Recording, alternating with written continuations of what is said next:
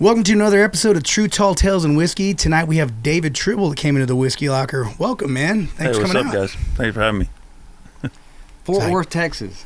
Fort Worth, Texas. Fort Worth. So, dude, let me start off by saying you were one of the few people that have ever come in here and just made the whole room cry. You blew this thing up. Your song was incredible. Well, I just want to say that's what this podcast is about, man. And man, we really appreciate that. That was some serious stuff. So I'm happy to be here. Thank y'all so much for having me, for listening. I mean, hey, making grown men cry is a huge compliment. So thank you very much. Absolutely. So being a girl dad sitting in here, let's talk about the first song that you played a little bit and the inspiration behind it. Obviously, being your daughters. It's called Best Parts of Me. And so a guy named Ben C. Jones from Fort Worth, Texas, who is also a former school teacher like myself. He taught for like 15 years. I taught for 16, 15 and coached football. And, so he introduced this song to me as like, hey, I got a chorus. We still need to work on some parts of it. So I said, dude, yeah, I like the idea behind it, and I can definitely get behind this 100%. So we go to my house and we sit down, and about an hour later we had the thing done. And so the next thing was to get in the studio, and that was the time where I just started running and managing the studio that we're at now in Grand Prairie, Texas, called Tribulation Sound. And I talked to Jake Curley the other day. I said, I think this was one of the first projects we ever recorded, because we were at a place where we're like, we just need people to come in and work, and so we could use the equipment and get stuff working and go in the right directions. And the funny thing about that song is that we used a demo for the actual track. So yeah, it just was the one that worked. You know what I mean? Like, it's the one that's kind of how tonight went. Yeah. It's like, you don't want to mess with that too much. If you can work around it, we did. So, and he came and, Ben sang some harmonies on it, and he let me sing in the studio, and it just kind of ended up being a song that I was just going to end up singing after all, because he's like, dude, I think you just need to take this song. And so I was really grateful for that. And, man, we just had Jake Curley produce it. And at the very end of it, before we were about to submit it, we were thinking, man, we just need something. And we had a guy in the studio named Blue Fiddles, Victor Voss. What's up, Victor? And he was doing a project with us. And I said, hey, man, would you mind? I think we want to throw strings on this track. And he goes, yeah, man, let me do that for you. And so he just knocked it out of the park, like in a matter of minutes. And so that was like the finishing touches of the song. So yeah, comes out April 10th. It's a really cool full circle moment for us, as school teachers and just people that, I meet my students. I see my students out, and some of them are playing music, and it's the coolest thing, like, to just have this relationship with them outside of class. We're all kind of living life and doing the thing, and grown ups and got kids, but music is what, like, they remember about me as a teacher, because that's what I brought into the classroom. I wasn't not going to play music just because I was teaching school, and so it was a cool way for me to get on a level with the kids, a comfortable level right away, so I could teach them something if I had something good to say, but yeah, it's just a really cool moment, and I'm excited to share this song. And for all the students that I've ever had, it goes out to them. It goes out to their parents, to just the people that got them where they are. And, the journey along the way, man, it's all about the journey. Dude, that's so cool. So, my wife is a second grade teacher. Oh, wonderful. Yeah. So I hear about all the things y'all have going on. Yeah, my wife teaches third grade, so I'm right there with you. Really? Yeah. Well, it's really cool, but it's also cool that it kind of seeps into the songwriting, Yeah. It's, I don't know. That's kind of I don't want to say a rally, cry for teachers, but like, there's substance there that folks like us that don't do what you do, we don't know. But you're able to bring that sort of emotion into that line of work, which is very, very cool. Yeah. Thanks, man. Yeah. I love that song, man. Thank you. That was so, so cool. I wish my wife was here to see it. Yeah. I will say. She'd have loved it. Awesome. I'm excited, man, to get it out and to share it. So, thank you. You have not tracked that yet? I have, yeah. It's done. Oh, yeah, at your studio. Yeah. Yeah, so it's done. We'll talk about your studio for a minute. I'd like to. Okay. So, we were talking about a producer. Yeah, go way back. Got way back, man. Yeah, that did a record with you. Yeah. On that same board? On that knee board? On that same board, in that same room, everything. Okay, who's that guy? Taylor Tatch. All right. The Wizard. How'd you feel about that experience? It was so great. I mean, I met Taylor in Fort Worth working on a song with Songbird Jones, a Christmas project. He had me, he had Michael Lee was part of the project, and like we were all kind of like coming in at different times, and then there was this guy in the corner just working on the stuff, and it was Taylor Tatch, and I get in there and I do some vocal stuff, and then afterwards he's like, man, I hope I get to work with you again, you know, and I really hope, you know, we can make that happen. And I mean, we're talking a good amount of years in between these two moments, and the time came for me to record an album. I got an opportunity to record an album in Grand Prairie.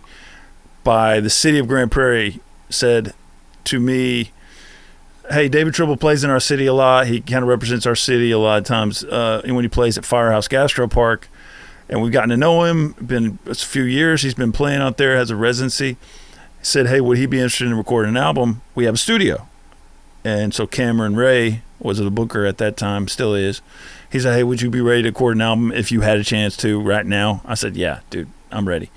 He's like, well, I think I can get you a studio, and you can just step in there, bring your own team, and just do your thing. And so, I mean, that's literally what we did. And so I reached out to Taylor. I was like, I think this is an opportunity for him to jump on this thing, and if he would. And it happened to be that he was coming up to town to play for Cutthroat Finches, like 2 shows, and both of those shows we worked the studio time around those 2 shows because he was coming up from Dripping Springs.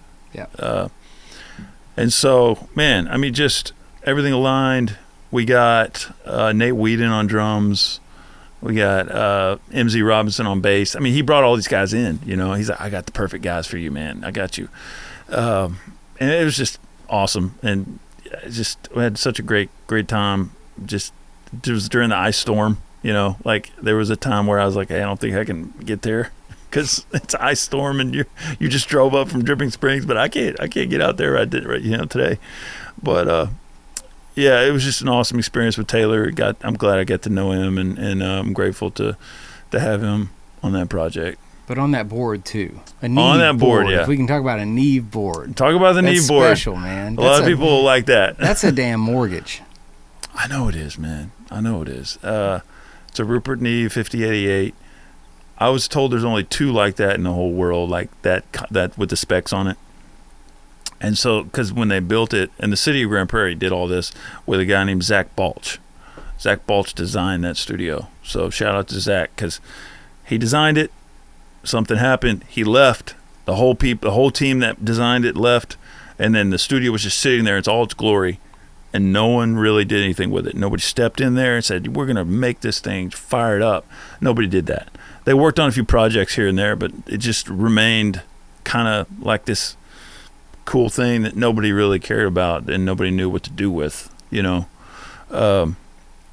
But yeah, it's the other board. I was told the guy from Ben Folds 5 owns it, and it's in Nashville. The other one, just like the one we have, Ben Folds 5 has it in Nashville. That's right. It's just cool, man. I mean, Jake Curley is my guy. I mean, he knows everything about that board. He's worked on it. He's, you know, worked good and bad with that thing. You know, just it's been sitting there for 6 years. So it had some kinks we had to work out, and sitting there hasn't helped that board. It needed to be used. Yep. You know. But man, we got it clicking. We got it humming, and we're really grateful to have that outside thing. Of your record, how many records have been on that board? We've done some singles, and we're working on our first album. our first album by Landon Lee. The Delta Flats is the band. Our very first album, he's doing it. I released a song during Valentine's Day called Valentine's Day. On that was my first record or first single from there. And yeah, man, we got some in the works. Like this is the year. Yeah, that's cool. Yeah, for sure. So earlier I heard you talking about your writing process and that one of your goals this year was to do some co-writes. How has that been going for you? It's been good. One thing is, as a songwriter, I mean, I started by writing words before I learned how to play guitar. So writing words and sharing my thoughts on paper and in song form has never been a problem for me, and it's something I'm doing a lot, constantly. And so I've never had a problem, having time to sit down and write, having the amount of thoughts to write. But I did say this year that I wanted to write with more people because I'm getting to know so many people in the community, so many songwriters, and I just thought, man, I just want to build that community through songwriting as well. And so it's been going good. I've written a lot of songs with the guys at the studio. The song that's coming out in April, Best Parts of Me, is the first one that I think I could say I've co-written legitly with somebody, and we're releasing it. So it's the first one. But it feels great, man. I mean, it's just cool to get guys in the studio and write with, and whoever takes the song, it doesn't really matter. It's just more like, who's it for? If it's for somebody, if it's something we can chew on for a while. I mean, that's the thing. Like, when you get in there, you write. I think the goal is to write a song. Right. Every single time I get with guys in there, I want to just get a song done so we can have something to test drive. You know what I mean? I can't test drive four wheels. I can't test drive a cockpit or I can't a shell of a car. I got to have all of it, And so I think that's been the goal. And I think so far with the guys I've been writing with, I mean, just because that was so much a thing, I wanted to make sure we did that. I think we're batting 1,000. I think everybody I've written with, we've written a song. And it's funny because a lot of people are like, I can't believe we wrote a song. I'm like, isn't that what we're supposed to do? Like, well, from a different perspective. Okay. So I think it's sometimes very difficult. And I can say for me personally. Yeah. If I'm writing a song, it comes from me being in my house by myself. Yeah. I can hit all the wrong notes. I can say all the dumb lyrics. I can rhyme pain with rain all day long, but nobody sees it. You know what I mean? I'm not bouncing that off of somebody that I respect. You know what I mean? Like, and that's, I think, the hard part. Like, I know you as a songwriter, and you're a great songwriter, but if I feel like I would freeze in the moment. Okay. You know what I mean? Yeah. If it's not somebody that I know insanely well. Mm-hmm. I've written with certain people, but I have to be very comfortable. And I think you bring up a good point in the relationship between the two people. Like, it almost starts way before the song's even written. You know what I mean? Like, just meeting somebody and getting to know them and getting to know what's important to them. Sometimes you just tell me what's going on, man. Just talk. You know what I mean? Let's talk about what's going on. And dude, so much comes from that. And then that's that connection right away, because you're not forcing anything, It's just something that's already there. We're just pulling it out, Yeah. And taking a look at it, That's a good perspective. But I see your point. I mean, I don't know if I would call myself a veteran songwriter, but I've been writing songs a very long time. And, my life, I can't imagine my life without that, So somebody who gets in there a little bit younger. But, yeah, it's kind of like, man, I don't ever want to think that if anyone ever think that, like, they can't just be wrong around me. You know what I mean? Like just be as wrong as you want, because if without the wrong, we don't get right. Yeah. So it's just like, yeah, I think just building that culture around what you're doing and the time you're spending together, that's really important. It's not like we're not punching a clock. We're not punching in, punching out, man. This is like we're sitting down doing life together. Because I just think even more now with the way the world is, man, songs are just really important. Yeah. And you can't waste time on them. You can't waste time on songs. Like, why would you? Yeah. You know, like, write a song that matters. Write a song that people need to hear. You are the second person that has said that. You're also the second person that has made people cry in this. Like that. Jordan Nick said the same thing. Yeah. Do something that matters. You know, like why wouldn't you? Don't waste your time. Do something that matters. Yeah, if it doesn't hit you, then where are you starting from? You know what I mean? Write for yourself. Write what you know. I mean, 100%. This is therapy for yourself, first and foremost. You know, songwriting, but it's also gonna be that for somebody else. I like the perspective of you going into that interaction with like, tell me about you. You know what I mean? Yeah. Because that does garner time to get you to kind of like, okay, I get this guy. And what if he says something that like jars something loose? Yeah, dude. You know, one that makes line sense. is all it takes. Yeah. Yeah, you know. That's the hard thing for me, man. Like I like the idea of being very vulnerable with people. And your songwriting to me embodies that, which is so cool. Like that's why people in this room were crying when you were playing music, man. Like but you know, I think it's cool to be able to shift and be able to, I don't know, man, like somebody who writes music like you do that's so personal in my book. Like the way that you write songs sounds so deeply personal. And for you to be able to do that with somebody else that can be on the same page, not a room I've ever been in, you know, which is, it's very cool. And it's crazy to hear, you know, because I don't really know the world of co-writing and songwriting like a lot of people do. Like the perspective, mine's untainted at this point. You know what I mean? It's very organic. Like it's two dudes living life. Let's go write a song together because I guarantee you there's something we can find. You know, like that's it. That it doesn't. And we love doing this. Like, why wouldn't we do this together? Because like, and we have, you know, it's just like there's no agenda really because this is just kind of. We made time for this, you know, like let's figure something out, you know, and I feel like I am definitely on the other side of things, just because I haven't really been exposed to a lot of it yet, you know, and so, and that's kind of a good thing, I guess, you know, but I know there's a world of a different world of it, you know, different perspectives. Yeah. I get that. Am I domineering this conversation right now? No, absolutely. So there's a community that you've kind of helped to foster in Fort Worth, Texas. Talk a little bit about that community. Man, I mean, thank you, man. I mean, I just got tired of not knowing people. I'm a people person, and so for me, for this to make the most sense that I can make it, means that I need to know the people that I'm around. I'm doing this with, like. I don't have anyone else in my inner circle. Like, you know, I go home and my wife doesn't want to hear about songwriting. She wants to hear about, did I do that? Did I do this? Hey, you know what I mean? Like connect with what we got going on here, you know, because that's the way, that's my life. That's the trajectory it's on. And I understand that completely. Right. And so, but I do love to connect with people on that level. Right. And so meeting people in a bar, talking to them after a show, hey, what's up? You know, and yelling at them and just not getting very far. And so I just thought I want to meet people and just have a chance to sit down and talk and connect.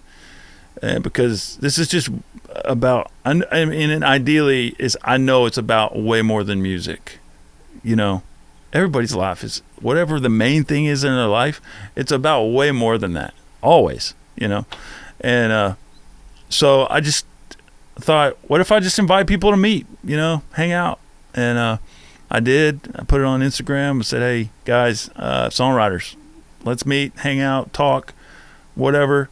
You connect, I connect. We talk about things that I've done, you've done. Can I help you? You can help me, that kind of thing. And, man, it's just been such a huge blessing to see people needing community like I was needing it, you know. And I've learned a lot about it. We meet every Friday morning at 10 o'clock in the morning. So I learned, hey, you got to show up, got to be consistent. And you have to just be there. A weekly thing it doesn't seem like a lot, but it is a lot. Like to do something every single week is a lot for a guy like me, especially. But man, I've just been so blown away at everybody it's really come to get something out of it, to whether it's fostering their music or their life or both. You know what I mean? Like, God has really just opened that door in my heart to be like, yo, man, like, I think you need to be, kind of step it up in this community, and I think I'm leading you down that path, and I was like, all right, man, all right, God, I mean, I'm not arguing with you, it's never worked out. So I didn't have an answer for it, but I mean, a lot of things we do, I think in life, you don't wait for answers. You're never going to do anything if you don't do it. And so I just said, this makes sense on some levels, but not all levels, but I don't care, and now it's just everybody talks about it now, and I'm like, oh yeah, we do that, but it's just such a chill thing. And then around that time, I got to start hosting the Magnolia Motor Lounge open mic, and so like that led into showing up and hanging out there and being able to play songs, because when we meet, we just talk, we drink coffee, we're like old men, we just hang out. We got girls come, guys come, we just whoever, it's different every week, and we just talk about music and hang out. And but the Magnolia Motor Lounge thing gave us a chance to share the songs that we've been working on, and so that was a really nice piece to everything. And I would just be like, hey, we'll see you at Mags on Tuesday, and then I got to host it for a good while. And man, it just really connected everything like organically, Which is where you met Braden, right? It's where I met Braden when we're having those songwriting competitions. Yeah. I met Braden. I met Ethan there. Landon, all those guys, just these young guys. I mean, just so many great dudes. There's a special place in heaven for people that foster a community, I'm telling you. I'm grateful, man. I mean, Thank you. honestly, that's the reason that I came across you, is I kind of was getting wind through Austin Cox and various people out in Fort Worth that you were doing your thing, which is so rad, So it's the entire reason that you're even on the radar here in East Texas, I know. So, we are in East Texas, aren't we? Yeah, we are.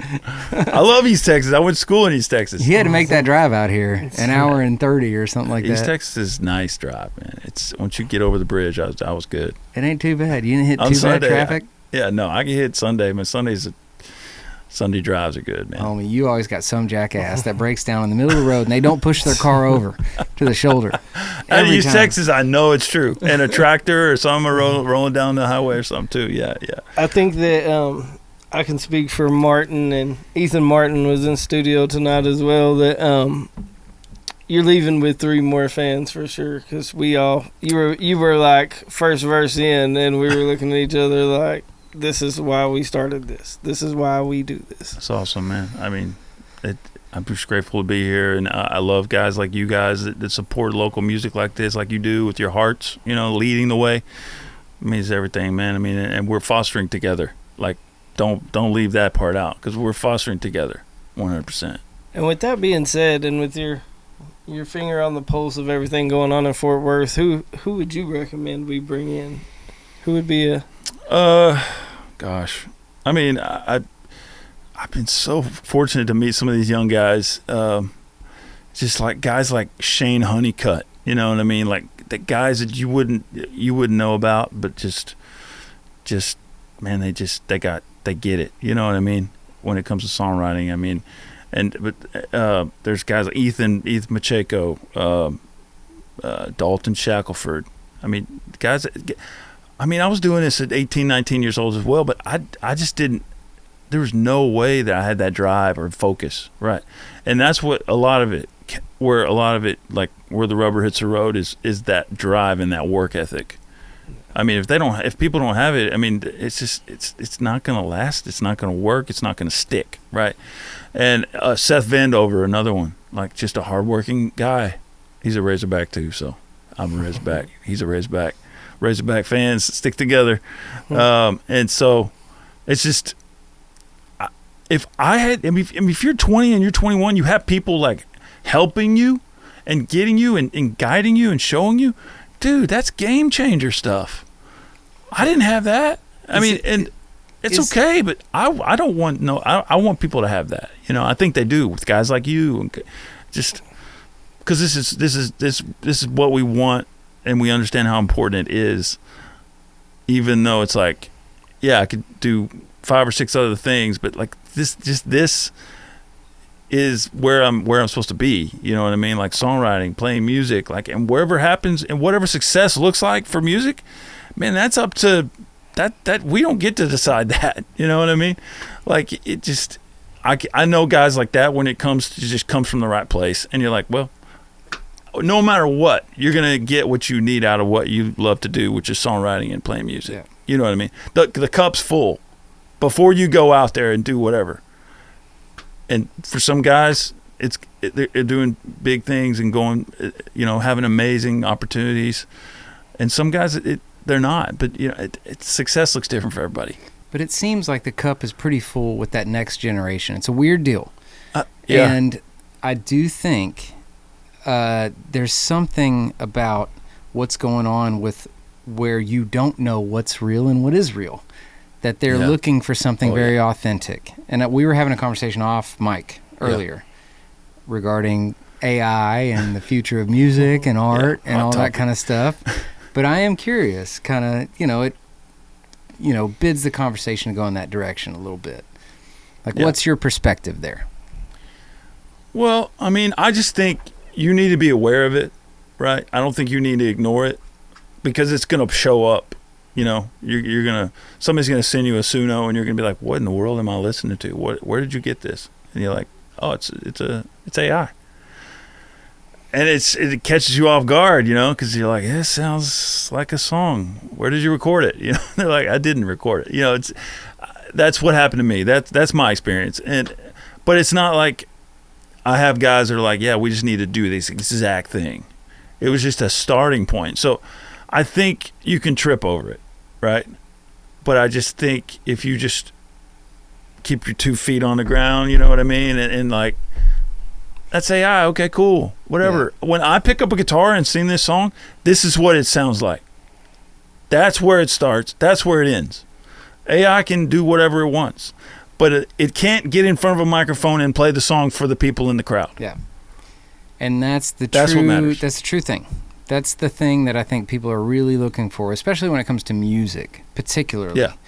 And I think that the next generation, from what I've noticed, is looking at what is authentic. They're looking for less produced, more raw, which I didn't expect, honestly. I know. It's nice. Yeah. I see these young guys, and they just don't, everybody I'm talking to is like, do things unfiltered. Unmixed, just like put it out. Yeah. Which is a real cool thing. AI raising the value of real music? Is that what you're saying? Well, so honestly, okay, I can only from a micro standpoint, He hates that I said that. I don't hate that you said that. And I think maybe we were talking about it earlier, but I will say strictly from a non-music perspective, I do art. Like, that's a big part of my living. Pen to paper, art. And doing that for musicians, doing poster art, album art. And I am more busy now than I was pre-AI. And it's typically in the conversation when they hire me. Like, do you do AI art? And I say, no. Yeah. And they say, cool. Yeah. They should bring it up. And a lot of times they want proof, man. They want to see, they want to see that. Yeah. Which to me is so cool, and I'm happy to see. But I do think that translates not just to art, but to music in creative endeavors. Yeah. I think the next generation is so used to AI that they're going, we don't want any part of that. We want to see the real thing. And the only thing that I can say from a, point of reference is, I'll say Taylor Swift. Love her or hate her. Do you, as a fan, listen to Taylor Swift as an artist, like just because of her music? Sure, you like it. But they look at her as a person, and that's who they gravitate towards. Yeah. As a girl dad, that was such a trap Like, just bringing up You're like, T-Swift as dang a it, I girl know dad, like anybody else, bro. But like, That's a you're pump leaving up him- song, man. Yeah, That- you're leaving him out to dry. Like, he says one bad thing about Swift, and he's got an answer for this later. I didn't say nothing bad. I said Shelby's gonna have me. I'm just gonna be quiet. Go ahead, yo. no, but I think that's kind of the thing where it was a bit of a shift. You know what I Yeah. mean? Where I kind of went, okay, I think that there's this AI is not going to, maybe industry, I don't know, probably. According to Martin, definitely. But I'm all doom and gloom. I think that's fine. Honestly, man, I don't care. But when you touch the creative side of things, I think is when it gets really weird. Mm-hmm. And you're destroying humanity at that point, Yeah, in my mind. I agree. I believe it can mess people up. I think it can really affect people's, what they're gonna, the outcomes they're gonna get. But you say, AI is like this flood of, AI, right, on all of us, whether you like it or not, right? But I think doing things like an open mic or doing things like acoustic, just playing around with your friends, just, by yourself, where there's really nothing to hide behind, right? And a lot of, like you said, raw. I mean, that's what people want. And that comes from just getting your guitar out and playing and going and hanging out and just being vulnerable, right? That's right. That's what it is. 100%. And AI is not vulnerable at all. It's completely it's got a pig with a bunch of makeup on it, right? It's just like it could be really bad, but it could just sound amazing, because AI just doesn't know anything else, I mean, It's just like, we're gonna make this sound good, don't worry. Yeah, but it's just like, so yeah, I mean, cool, you have that, but can you do this side of things too? Because if you tell me to pick, I'm gonna pick the raw thing, because that's what I really connect with. The AI sounds good. It's earworms, all these things. I just think AI exposes people, But if you start there and you go backwards, I think you're in trouble. Yeah. You can't start there. Yeah. It's going to be a part of music. There's no doubt about it. But you can't start there, because if you start there, then you're going the wrong direction. Yeah. Yeah. There's definitely something to be desired from the AI music that it's almost the point of the show, what we do here, the perfection in the imperfection. I edit all of these music videos, and I do all the production on the sound, and I listen to these songs over and over and over again, and I lose myself in the lyrics and the music all the time. And then there'll be a little hiccup like that brings me out of it. I'm like, oh yeah, this is a real person playing a real song. Yeah. And they just like missed a strum, or their voice cracked because they were like emoting in a way that AI can never do it.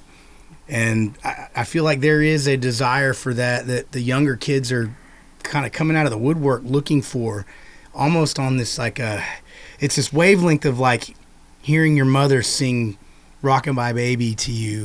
What a good way to say that. You that. can't, it's a a computer really good way to can't say do that. that to you. Yeah, Only a mother can, and Yeah. and only like the imperfect way she sings it, Right. with all the pitch that could be perfect but isn't, and all the cracks in her voice, and, Right. and all the missed rhythms that I think humanity is like craving right now. Uh-huh. And that's what I'm about anyway. And Yeah. you guys that have come here tonight, you played for us, Ethan played for us. I love that shit. That's real. You can't buy that. You can't mimic that with a computer yet anyway. And I mean, that to me, that's what it's all about. You I can don't never. think ever. And the reason I'll say that is because I saw you play your song in real time to a person that has never heard your song, and it affect him in real life. Yeah. If he had listened to that song on Spotify right now, it probably wouldn't affect him the same way. No.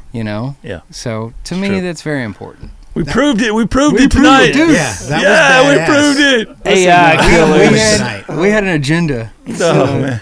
But from now on, every time I talk about finding your voice, I'm going to talk about a mother singing a lullaby to their kids, because a mother's going to find their voice like no matter what, Right. because there's nothing that they're thinking about that's affecting their voice except how they feel about the person they're singing to.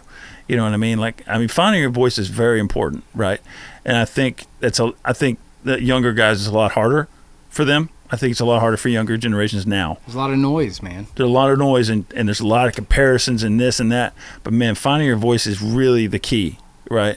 I mean, I think Braden, he's a huge example of that. He doesn't sound like anybody else.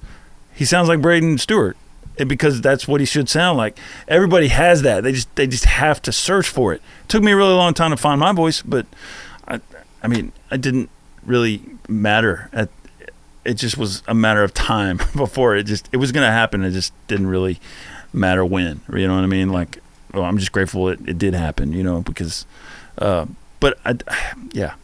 your voice is key, but I'm going to use that. That's good. I mean, that's what it's about though. It is so about that. Yeah. That's so good. Well, man, I do want to, so you are an accomplished songwriter from what I can tell, everything I've learned about you tonight. You foster a community out in the Fort Worth area. You're a teacher. You're a father. You seem to love songwriting. You're passionate about it. I want to know that spark of what started that. Did you grow up in like praise and worship, learning to play? Did you grow up in the church? Did you grow up self-taught? Like, what happened? How did that happen? I self-taught myself when I was about 17, 18 years old. But before that, I was a journaler. I was just like a diary keeper, man, you know, but I call it a journal because guys don't keep diaries. But in high school, my parents divorced when I was in seventh grade. And I really do think that had a lot to do with it, you know. Because before that, my feelings didn't have a place. They didn't have they didn't carry weight. You know what I mean? But I think when that happened, you know, there was just a lot. Like, I was at home with my mom one day, and next, you know, 1 week I was with my dad. There were two different worlds, you know. They didn't really, you know, get along, and you know, I had a stepdad and a stepmom. It was just a lot, you know, and it is a lot for kids to deal with, right? And it needs to be recognized. But I was able to just open a spiral notebook and start writing down everything I didn't like or I liked about my day. And it really did like ramp me into songwriting. I 100% believe that, because I was a writer before I was a guitar player. But once I picked up the guitar, and stepdad had I don't know, one of those crappy guitars named after a car, like Tokyo or Honda or something, you know, I don't know. And Toyota, I think it was a Toyota. I picked it up. I got a piano. I got the piano bench. I found a book with, like, you know, from, I don't know how old it was. My mom had it. She played a little piano, I guess. And I taught myself 3 chords from that book, man. And I was already like able to express myself as a writer, and so just started writing songs really soon after that, and just, man, that just became a huge way for me to like make it right inside, you know. I mean, I am a huge Christian. I am a worship leader as well, and God has been there the whole entire time. He's the reason for everything that I do, and so between just him and the walking the path and just finding out how he made me. I mean, he made us all a certain way, a design, right? And it's just finding that out, and then you know, and going for it. You know, my motto in college, which I still hang on to today, was know who you are, which that can take a long time. Know who you are, accept it. It can also take a long time, but also get good at it. Whatever it is, you know, because once you do those two things, you know who you are, then you accept it, then you're good with whatever it is, because some things are just the way they are, you know. But then you can get good at it, you know, because it's there's a purpose, there's a reason why you're that way, you know. So, yeah, that's all cool. My simple brain can come up with. No, I like that. That's awesome. That's a good. I like that. I think, what was the line? There was something that you just said that resonated with me really well, and I can't remember what it was. I idea of faith playing in that gives you sort of a moral compass. But I think the point that I was going to make was that you've played songs tonight that don't necessarily rhyme, you know? Yep. But they resonate, you know? And I think that's the biggest thing. It's not you trying to just... You can recognize when a songwriter is looking for a rhyme at the end of, you know, this line or whatever to match whatever, you know? But you don't do that. And I think, to me, that's what affected everybody in this room, is it truly feels like a story, you know, it made like a lot your of experience. It made a lot of sense when he said that he began his writing in journals, because that's kind of how it was. It's what it feels like. It's kind of like he was just telling us what was on his mind. He didn't have to force a rhyme or a rhythm or melody. It was just, here it is. But man, that's going to affect people more. For sure. Well, that's where it gets back to the real, because I'll say this, a lot of music, even the music that some young kids are putting out right now, can be duplicated by AI. That you're not going to. Absolutely. Yeah. Thank you. Yeah. Sometimes I forget that. I'm like, yeah, you're right. People tell me that a lot. They're like, why didn't you rhyme? I'm like, did I even think about that? I tell people when I write with them, rhyming's the last thing on my brain right now, man. I'm just going to tell you that right now. And because words will rhyme when they need to rhyme. That's kind of the way I feel. If it's not right, you just know it. You're like, that's not right. I need to change that. But if it's right, you don't have to be like, did it check all the boxes? No, if it's right, it's right. If it sounds right, I mean, the way you say a word matters. Yeah. I mean, look at Eminem, man. He taught us that, right? And so slant rhymes, all this. I mean, I love all that stuff, man. I trust my ear first. My ear is the most important tool when I write songs. Yeah. You know, and yeah. There were just moments at the end of a phrase while we were filming that I would look at him and it got us. That's cool. And it didn't have to rhyme. Didn't matter. That's awesome. You made a point, and I think that's the point of good songwriting, is making a point. Yeah. You know? Yeah. So the line I'm taking away from tonight is, when I didn't do all I could, I hope I did my best. Yeah, dude. Yeah. So cool. That's my line. I will never forget them words. I will never forget them words, and I've been in that situation telling myself that, you know, so many times. That's every dad can get in on that for sure. Yeah. Yeah. So before we end the night, I want to ask you, if any of the listeners out there, if they're listening to your music for the first time ever or whatever, if they can take one thing away from listening to you and what you're trying to convey, what would it be? You know, I think as a songwriter, I want people to feel my music, not just hear it, not just listen to it. I want them to feel it. And I don't, you know, I mean, it's like when you feel music, I don't think you have a choice. You know what I mean? Like, if you're going to feel it, you're going to feel it. Like, you can't really keep from it, right? You can be like, if you don't listen to it, that's the only way, maybe, you know what I mean? So I think like some of the imperfections that you're talking about, and some of the things that just like, if I could do that 5 times, would I choose that? Like, I mean, you have to make that decision. You have to be like, do I want that little imperfection? Is it gonna put the song on a different level for me? Like, is it people gonna relate to it more? I mean, that's a lot of times. I think that's something that I've kind of learned to accept, you know, and just understand that, you know, like tonight, you know, for instance, like if you guys listen to a song, you're sitting there crying about it. Like, I was like, that wasn't a perfect song. There's nothing. There was a lot of little things, right? And so, but that didn't matter. Yeah. And I talk to people a lot. I'm like, perfection is not your goal, you know. Perfection is not your goal. I also joke and say, hey, your wife isn't your goal either, as far as her liking a song, because that's not always the case. That's right? a hard hurdle. It's a hard hurdle, man. So don't let that bullseye is a real tiny one. So just, you know, but just, I mean, not perfection, excellence, you know, is definitely, you know, what you're looking for. But like, it's just, you know, you don't know what that's going to look like, you know, a lot of times. But yeah, man, I hope they feel music. Hope they can get something out of it, and feel. I try to write music that has hope. You know, I don't want to leave you without hope, man. You know, I really don't. I just, why would we live life a day without hope in our hearts? You know, as bad as it can get. You know, God didn't teach me any other way, man. You know, that's what he taught me. That's what he did for me. That's what he does for me. And so I hope people hear that in my music as well. That's a good universal perspective. You know, anybody, even if somebody doesn't, you know, somebody that's agnostic, what is the point?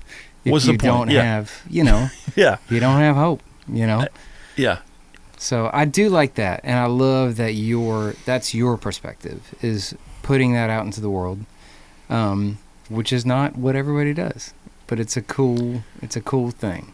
Yeah. This man has been teaching and preaching all night long, and I love it. Like, in one of his songs earlier, he said, "I'm going to shut my mouth unless I'm kissing you." Like, every guy in a relationship can learn from that. Like, dude, he is just dropping knowledge bombs in here. I'm going to find a good reason to open my mouth. I know plenty of bad ones. Lesson learned over and over again. Yeah. Well, man, it has been an awesome night tonight. Thank you, Dave, for coming out. I hope you had a good time. I had a blast, man. And this has been great. For everybody listening, please come do a comment, like, and subscribe. We are going to be giving away hats and T-shirts soon. So if you like, subscribe, we'll find out who did what. You'll be eligible for a giveaway. David, please come back anytime. And thank you guys for listening to Truth, Tall Tales, and Whiskey.